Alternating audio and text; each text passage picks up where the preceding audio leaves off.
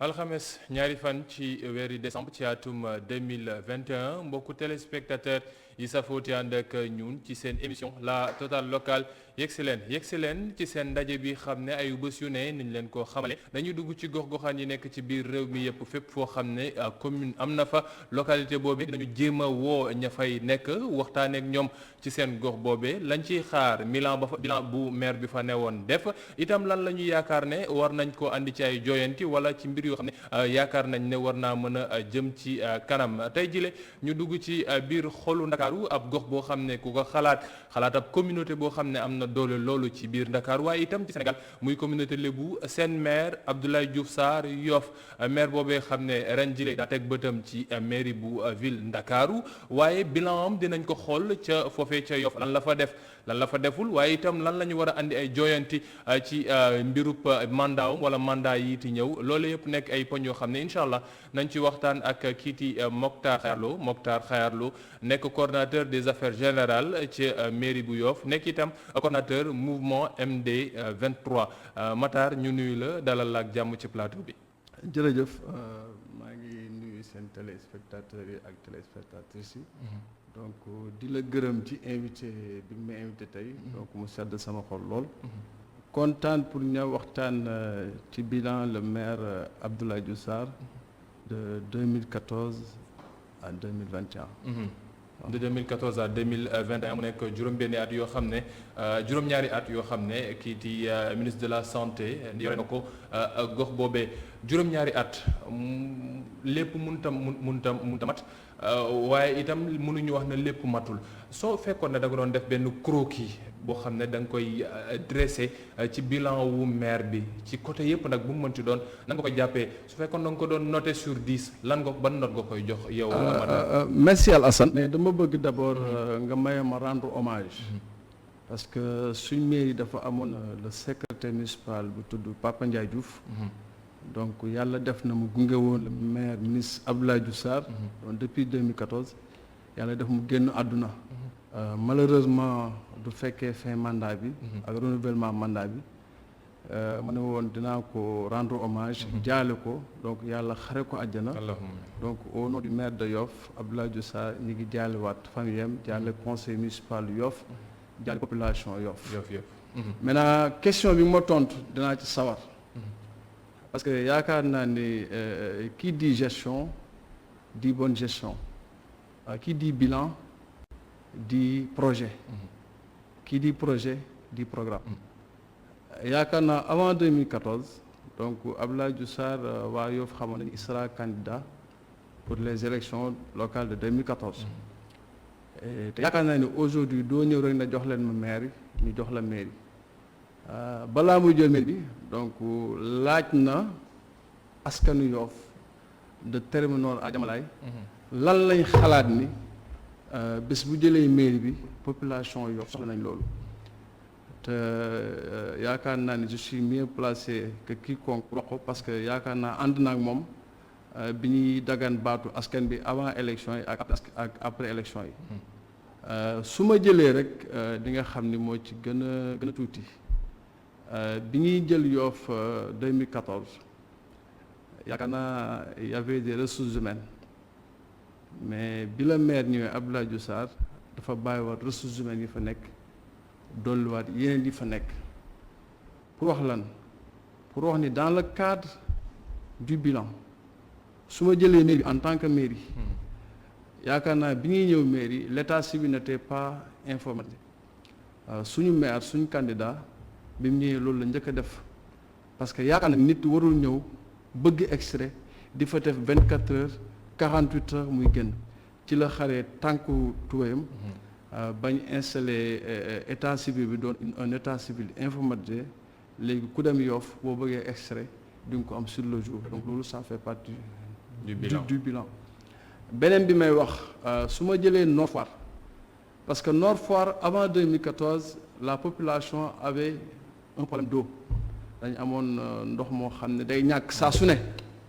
te ku ne xam ne ndox ni mu mel ci biir askan le maire Abdoulaye Diouf Sarr bi ko waa population Nord Foire waxee ne ñun ndox mooy suñu problème te yaakaar naa xar na tànk taw ba def fa benn château d'eau tey ku dem Nord Foire yaakaar naa ndox mi day xel li 24 heures sur 24 loolu bilan la toujours dans le bilan est-ce que xam nga ni Assane Abdoulaye Diouf Sarr en tant que maire a CDIsé plus de 54 personnes 54 agents loolu ndam la parce que yaakaar naa ci wàllu xëy ci wàllu liggéey nit koo xam ne da nga bëgg liggéey maire ñëw embauché la loolu ça c'est un bilan. ndaw ay ndaw ñan la CDIsé ndax lu ci ëpp mbirub liggéey maire bay toog dañuy wax nañ ña ko àndaloon ndaw yi xam ne yenn saa yi amul foo xam ne mën na leen fa dugal ñooñ lay wutal ay CDI wax ñeent seen di leen dugal ci biir goxam na ci wala ci biir mairie bi wutal leen fa ay contrat est-ce que noonu la demee ñoo xam ne dañoo ànd ak moom kese la wala ndaw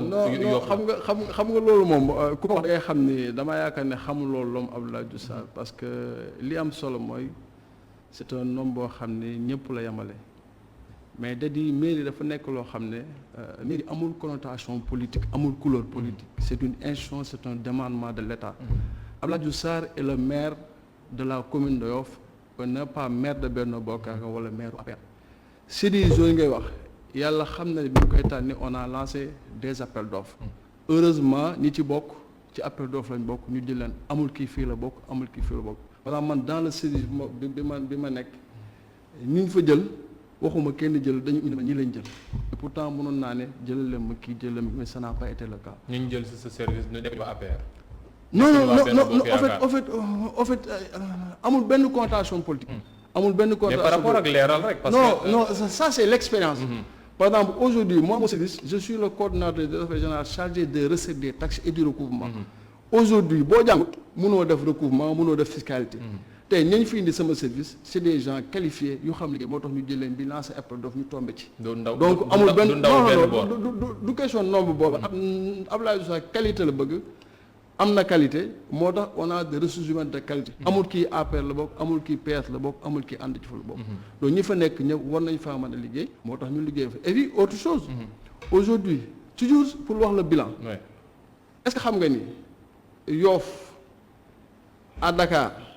est la seule commune où 24 heures sur 24 chaque matin dans tous les quartiers am na ñuy bale tali ça vraiment c'est un plus te ñooñu am na lu ñuy daan seen doole chaque fin du mois mairie bi fay leen.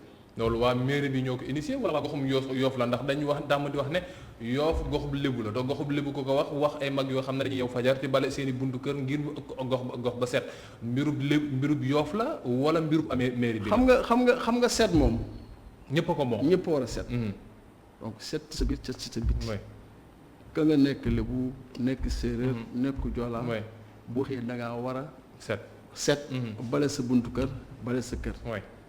kooku investissement humain la boo xam ne le maire Abdoulaye Diouf Sarr moo ko initié parce que mënoo nekk ci commune nekk ci gox bëgg lu set te setoo mu ne pour jàppale ndaw ñi danaa ci jël ñoo xam ne dañuy def chaque matin ñuy bale tali bale yoon bi yaakaar naa la population dakaroise ñu bëri gis képp ku jaaref di nga gis ni Yoff kat vraiment set na parce que chaque matin dans chaque quartier am na groupe boo xam ne ñoom ñoo yor bale donc loolu aussi sant la maintenant dans le cadre aussi toujours du bilan parce que yaa ma ne nañ wax ci bilan bi xam nga malheureusement bi ñuy ñëw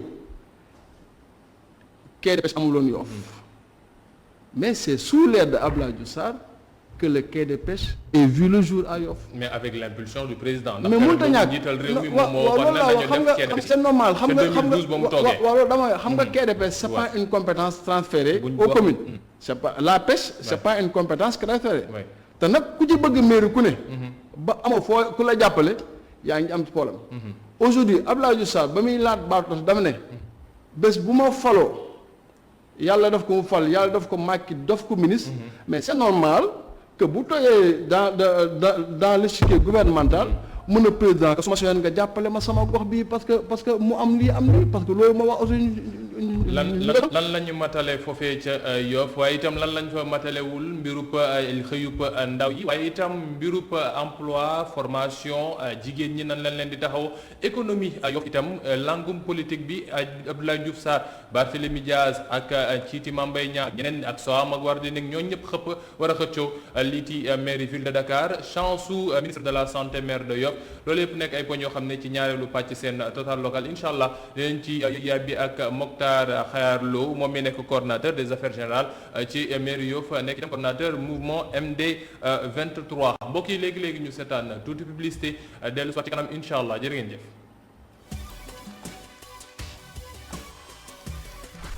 gërëm ko moom Serigne Modou Mbacké Niang mi ne woon na ci xibaaru marax yi mbokk yi ñu dellu soit ci ñaareelu mujjanteelu pàcc seen total local ni mu leen ko xamalee tey ñu dalal kii di Mokhtar Khayar Lo nekk coordonnateur des affaires générales foofee ca mairie bu Yoff nekk itam njiital mouvement bi ñuy woowe MD 23 léegi ñoo ngi doon wax ci li xam ne am na ca Yoff am nay ponc yoo xam ne laalagum nga ko lu mel ne quai de pêche bi xam ne am na fa ci jamono ji xam ne Diouf Sarr ci la toog waaye d'accord moom ñuy wax ne moom moo ko def ndax mbirum nguur gi la mën nañ ko boole ci bilan waaye du mbiru boppam mais ku wax pêche yenn saa dañuy wax itam économie ku wax koom-koom da ngay wax itam nan la ñuy def ba transformation économie de chaîne nekk loo xam ne dañ koy mën a doxal ba waa gox bi yëpp mën a gis seen bopp maanaam kay dem mareyeur ba kay dem biir géej ca nappkat ba kuy ñëw jigéen jay jël jën bi ka koy jaay ko koy transformer est-ce que ministre ba mu fa nekkee ci jamono ci mandatam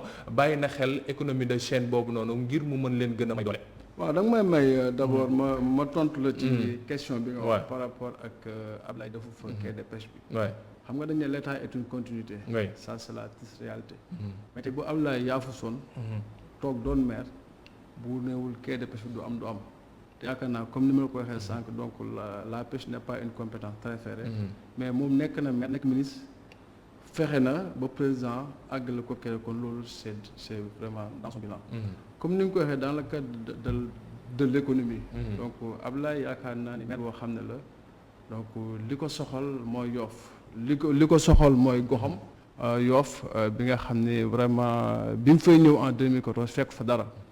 te yaakaar naa aujourd'hui bi képp ku mën a wax bilan Abdoulaye Diouf Sarr gëm naa ni c'est un bilan très positif.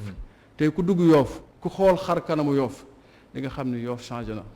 li ma la mën a xamal mooy donc de 2014 à maintenant tey boo jëlee dans le cadre du sport nga jël stade municipal bi nga xam ni donc stade bi ñu ngi koy construire mais léegi mu àgg loolu c'est dans le bilan. mais stade bi ñu ngi koy construire mais ba ñu waxee ne ñu ngi koy construire 2016 ba léegi mënul fexe ba yegg. waaw mais dina yegg xam nga. loolu tamit à la limite c'est comme si dañuy xaar ba léegi pour bëgg ko yeggal mu bokk ci bilan. non non sens c'est que xam nga loo gis rek.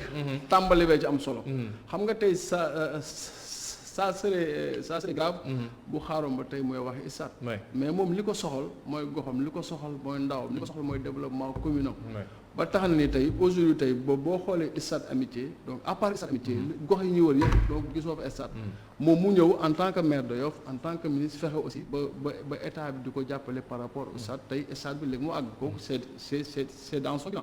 beneen bilan bi nga xam ni en dehors du quai de pêche en dehors du stade de Yoff en dehors de l'eau de Nord Foire damay wax aussi li nga xam ne donc c'est dans le cadre tout du sport maa ngi fàtte en 2002 bien avant que Abdoulaye ne soit maire de Yoff donc il y a ce qu'on appelle la zone 6 dirigée par le président Abdoulaye Mbengue qui est aujourd'hui premier adjoint donc subvention bi leen Abdoulaye defal Abdoulaye fait une subvention boo xam ne toutes les ASC dañ ci gis seen bopp dans le domaine de la culture dans le cadre de la culture donc képp koo xam ne yaa ngi def culture au niveau de Yoff tu es subventionné la RS Yoff am na subvention la Renaissance de Yoff am na subvention loolu c'est toujours dans le cadre du sport ak stade bi. économie bi ma la doon wax léegi dafa mel ne da ko comprendre da nga déggul ba sama laaj li ma bëgg xam mooy ku wax économie surtout ku wax mbiru zone boo xam ne daa am napp ñu am fa quai de pêche économie de valeur bi est-ce que nekk na loo xam ne monsieur le maire ba mu jamono ji mu fa nekk mu doon xool nan la leen di gën a doolelee maanaam mu bañ a nekk ab économie boo xam ne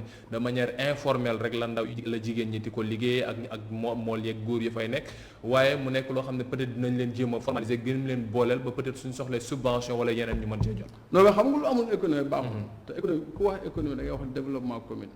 xam nga Diouf Sarr yaakaar na le maire su bëgguloon na développement économique bi donc du fexe ba quai de pêche bi àgg xam nga aujourd'hui il y a ce qu'on appelle le secteur informel secteur informel man ta ñàkk mais tey soo demee ci quai de pêche bi donc am na ñoo xam ne ñoom utiliser quai de pêche bi donc ñoom ñooy fexe quai de pêche bi donc mu set quai de pêche bi ñi fay jaay jën am vraiment seen i ressources am vraiment seen i bénéfices donc tey dans le cadre de l'économie gëm naa ne le maire Abdoulaye Diouf Sarr a joué un rôle important pour xam loolu moo tax mu fexe ba quai de pêche bi àgg. mais formalisation amagul. non ankay non aujourd'hui formalisation si xaaral ma wax la aujourd'hui donc je peux dire que man en personne en tant que coordonnateur affaires générales chargé des recettes et des recoupements je peux dire que j'ai créé par exemple 15 GIE à Yoff.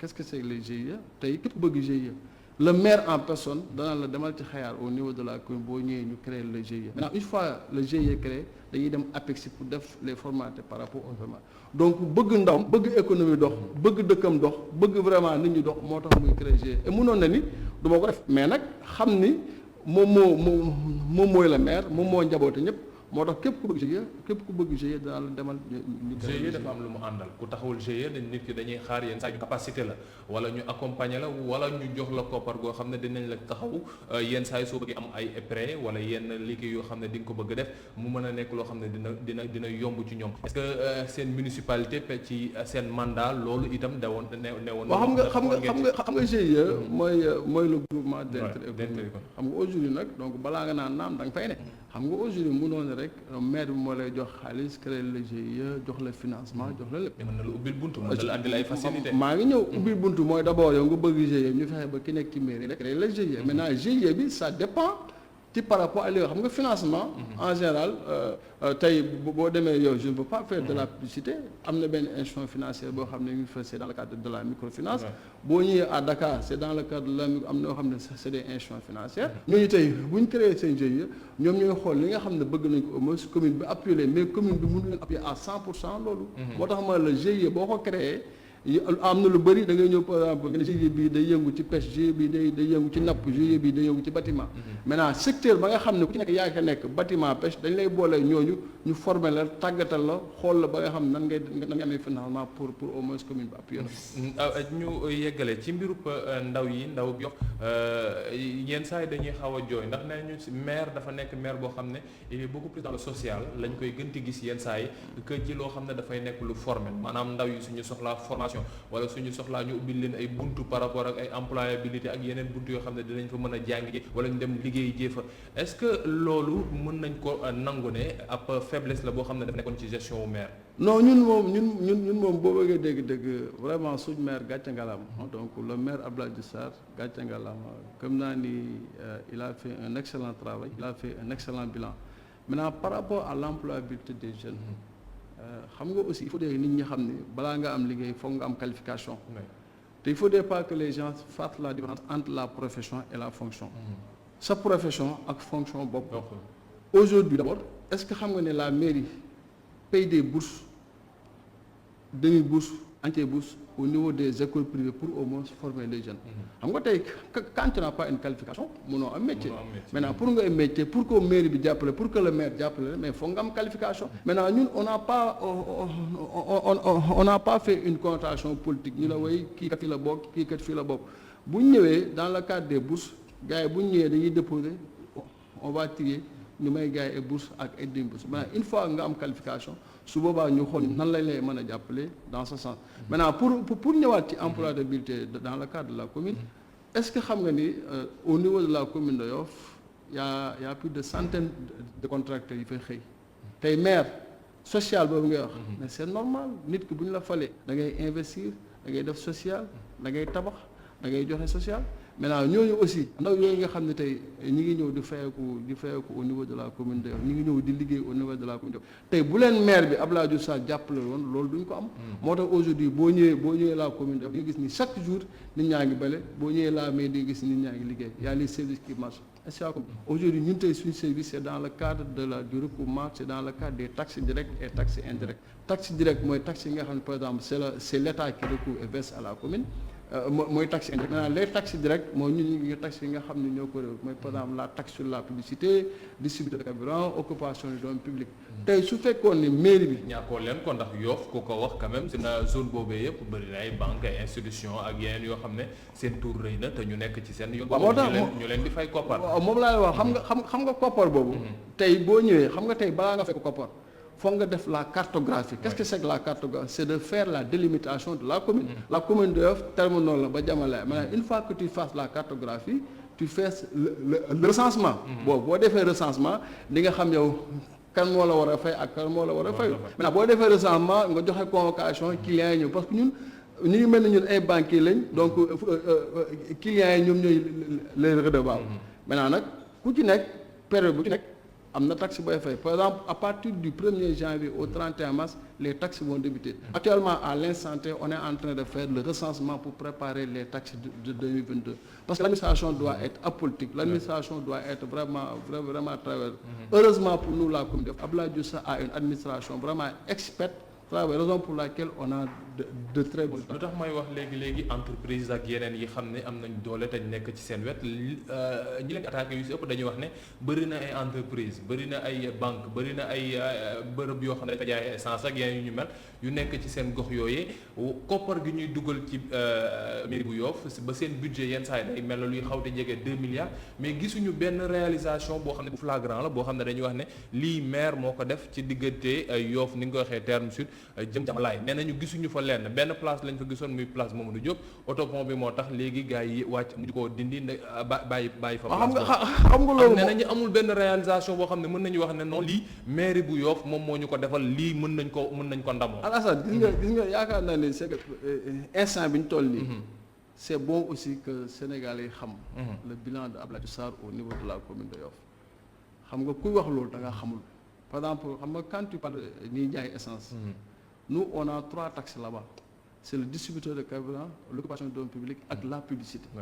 Par exemple ku ci nekk ak yow la ngay fay mais bu waxee ni lay dugg ci mairie bi lay dugg ci commune bi Abdoulaye Diouf Sarr delloowu ko ci Yoff ñooñu dañuy wax la nekk. Par exemple tey boo jëlee dans le cadre de la sécurité bi nga xam ni si ko wax sécurité wax mooy lépp tey toutes les lampadaires de la commune de Yoff sont allumées chaque nuit 24 heures sur 24 tey même bu benn lampe grillée la commune de Yoff a prévu dans son budget des millions pour uniquement réfectionner et changer les lampes tey dans tout le quartier de Yoff sur le plan de l'électrification courant bu coupé am na ko xam ne moom moo coiffé la commune dañ koy woo directement am na numéro mu dem de tey ku ñëw Yoff nga ñëw guddi xam ne wax dëgg yàlla le maire a travaillé dans le cadre de l'électrification pour lutter contre l'insécurité beneen bi may wax tey boo jëlee dans le cadre nga jël Nord Foire nga jël Apexi nga jël Diamalaye en prenant l'exemple de Diamalaye qui est une cité de Diamalaye am na lu ñuy wax la lettre U benn yoon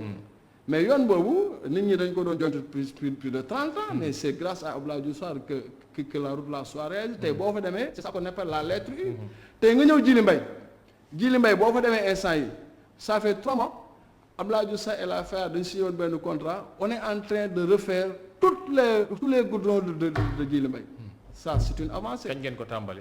ça fait presque 5 mois. mais ça c'est normal parce que aussi état gouverner c'est prévenir mënoo ñëw defandoo lépp donc affaire yi da nga koy xool ci 1 2 3 kanikat bu temps bi jotee war naa def lii war naa def parce que Yoff c'est pas tout simplement la communauté c'est pas tout simplement les quartiers traditionnels y a les cités nouvelles cité nouvelle Abdoulaye Diouf Sarr mi ngi def cité nouvelle yi xam ne nañ ñu bëri dañuy wax ne léegi dafa mel ne dañ ko détaché sax ak village traditionnel yi Yoff yi tax ba ñoom ñoo am lépp waa village traditionnel Yoff amatuñ dara et pourtant c'est le contraire il y a des gens qui disent qu'aujourd'hui village traditionnel moom cité nouvelle amul donc bu digg ñun notre maire c'est le maire de toute la commune de Yoff de Terminaux à Diamalaye sans distinction tey boo jëlee quartier bu ci nekk mën naa la wax li mu def Diamalaye c'est la lettre U et puis dans le cadre de l'éducation wax naa loolu nga dem Diamalaye la lettre U ça c'est avancé nga ñëw Diamalaye ñëw Djily Mbaye les tali on est en train les goudrons on est en train de réflexionner tout ça tu as compris da nga jógee fa xam nga boo ñëwee yaa ngi jëm Layène lu mel ni Layène bi nga xam ni chaque année day am appel mais dans le budget de Yoff on a prévu 50 millions chaque année pour l'appel ça c'est une avancée c'est dans le cadre du màggal bu ñëwee mais daayira yi mais dañuy jàppale beneen bi nga xam ne c'est mais appel bi dafa rentrée financière aussi day am ci mairie bi parce que lu wax ne lu toll ne appel bi am na loo xam ne dina ko dugal ci biir gox bi. ndax zone économique lay doon lépp lu ñëpp zone de convergence lay nekk. waaw c'est le contraire xam nga aujourd'hui aussi parce que appel line appel ñëpp la. oui donc mooy li nga wax les taxes yi c'est par exemple la taxe journalière mooy juuti. mais xam nga tey juuti bi tey appel bu amee ñaari fan la 3 jours donc yaakaar naa ni la nga fay jëlee bariwul.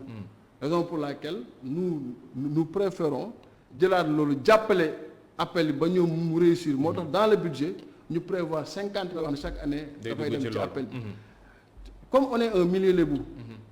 am na lu ñuy wax ndëpp. est-ce que xam nga le maire a conçu une place qu'on appelle place Ndiaw. boo xam ne à chaque fois dañuy def tuuru Maam Ndiare aussi. foofu lañ koy amee chaque année ba pare c'est prévu aussi dans le budget une somme boo xam ne c'est pour tuuru Maam Ndiare. dans le cadre médical dans le cadre du budget il y a chaque année 50 millions qu'on vote pour les personnes nécessiteuses. qui ont des ordonnances qui ont des lunettes à acheter par-ci par-là. donc ça c'est des efforts. d'accord donc pour vous dire que cité na yëpp. le maire Abdoulaye Diouf Sarr def na fa loo xam ne donc dinañ ñëw kenn. léegi fi mu toll nii suñu xoolee bilan boobu yëpp léegi Diouf Sarr en tant que maire de Yoff li mu fi def ndax bon il faut aussi le noter pour le saluer moom bokk na ci ñi xam ne ñoom ñoo xaw a rëcc ci maree taxawu Sénégal ca élection yu 2014 yi bokk nañ ci Dakar mën nañ jàpp ci yenn ci gox yoo xam ne ñoom ñoo ci rëcc ci Khalifa Sall ak ñi mu àndaloon mais li ci 2022 Khalifa Sall ànd ak Ousmane Sonko ànd ak Barthélémy Diaz ñoom ñett ñu àndandoo ngir xëccoo ak yéen liiti mairie bu Dakar est-ce que jàppoo leen ne force bi ci kujje gi la gën a nekk ka ci yéen. waaw nga baal ma d'abord damay tontu ci question bi nga xam ne Diouf Sarr rëccul xam nga boo liggéeyee. xam li ngay def man li ngay def. xam ni nga ko rëccul bon ci mare taxawu Sénégal taxawu Dakar mënul rëcc parce que xam nga day gagné parce que vraiment dina waa Yoff loo xam ne bu leen laajee baatam ñu may ko. et pour Dakar. waaw moom maa ngi ñëw. pour Dakar d'abord dañuy remercier et féliciter le président ak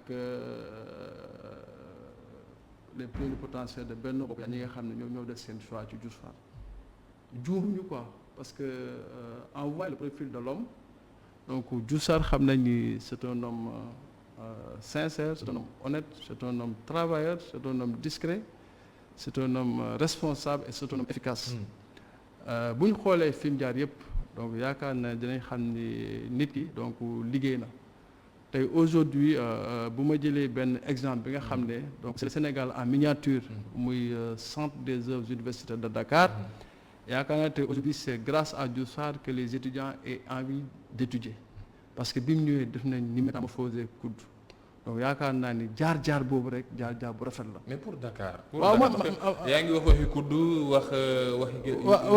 waaw maa ngi ñëw xam nga Dakar. dafa am opposant boo xam ne quand même c'est pas n'importe qui Barthélémy Diaz. non du Barthélémy Diaz rek Barthélémy Diaz la ndax mais Barthélémy Diaz la ñu mën a wax ndax Barthélémy Diaz moom la ñu samp ci kujje gi surtout ci Yewwi Askan bi xam ne ñoom la ñëpp gën a teg bët fi mu toll nii ngir mu jongante ak kiiti Abdoulaye Diouf Sarr. Barthélémy Diaz mi xam ne xëccoo na ak yéen d'abord dama lay wax ne Yewwi Askan bi du Yewwi Askan égal Yewwi Askan bi parce que ici le Sénégal c'est un pays démocratique et libre donc fii kenn yeewu fi kenn bañ naan Yewwi Askan bi Barthélémy Diaz mi ngay wax du ma ko tëkkale Diouf Sarr parce que bokkuñu profil yi bokkul jaar-jaar yi bokkul comportement yi bokkul liggéey yi bokkul boo jëlee Barthélémy Diaz c'est un ami c'est un frère mais il n'a pas le profil pour diriger la ville de Dakar.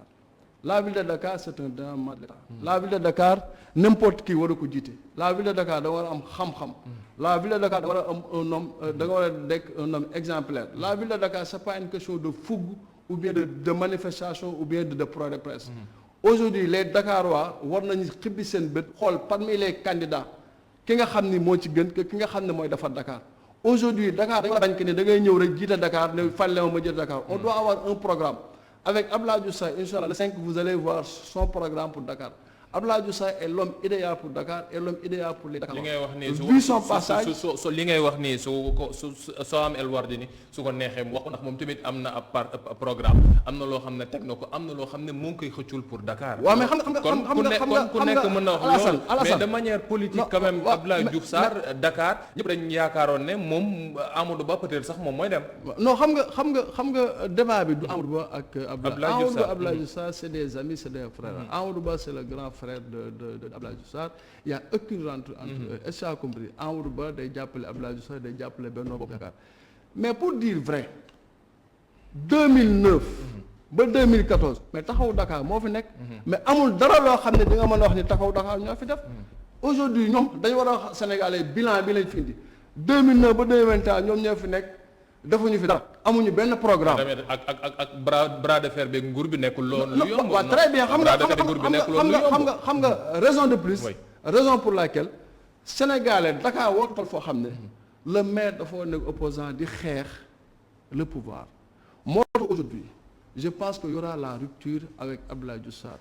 Dakar yoo dañoo war a xam ne aujourd'hui dañu war a gisaa seen Dakar bi nga xam ne moo fi nekkoon seen Dakar bi nga xam ne sous Mamadou Diop nga xam ne c'était le bâtisseur c'est l'oncle de Abdoulaye Diouf Sarr. yaakaar nañ ne Abdoulaye Diouf Sarr c'est le candidat le mieux placé. bâtisseur ci benn sens Abdoulaye Diouf Sarr lan la nar a andi lu yees loo xam ne gisuñu ko peut-être avec Khalifa Sall gisuñu ko ca jamonoy Pape wala gisuñu ko ci jamonoy Soham El Wardini mi xam ne moo ngi rafetal dëkk bi moo ngi bale dëkk bi moo ngi setal dëkk bi moo ngi wax ndaw yi nañ dem vacciner wu ji. xam nga ba balaa nga xam lu jéemuñu sàmb diwli da ngay bàyyi ba ñëw. xam nga neelaa tout à l'heure Abdoulaye dina indi programme. le 5 Dakar Sénégal dina xam ne kii ban programme lañ di. aujourd'hui Dakar dañu war a bañ ki leen di jiite suba du doon référence ki leen di jiite suba du am xam-xam ki leen di jiite suba lu ko neex lay def ki leen di jiite suba bu leen xëy suba def leen lu neex foofu dañ ko weesu.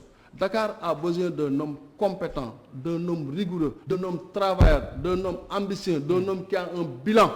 Et que je pense que c'est le maire Abdoulaye Diouf Sarr, le maire de Dakar. Cumul entre ministère de la santé fonction bi nu mu solonalee. fonction bi charge bu mu am ci doole. surtout ci jamono ji xam ne mbas mi il faut le rappeler jógee gu fi ba léegi. mu bëgg ko boole ak mairie bu Dakar est-ce que nekkul ñaari charge yoo xam ne am dafay am doole trop par rapport ak. li mu war a liggéey xam nga loolu excès guñ.